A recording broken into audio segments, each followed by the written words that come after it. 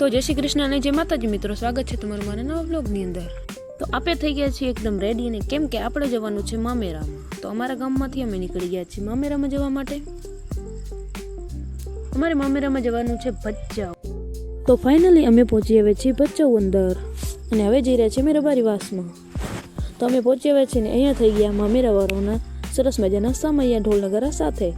હવે જઈ રહ્યા છીએ અમે ફૂઈના ઘરે। તો અહીં સરસ મજાનું અમારું વેલકમ થઈ ગયું છે। હવે અહીંયા થઈ ગઈ અમારી સરસ મજાની બીજી વાર પણ એન્ટ્રી। થોડી વાર રહીને ભરાઈ ગઈ સાબ મામેરાની। એટલી વારમાં આવી ગઈ જાન, એટલે આવી ગયા બેનના ફેરા।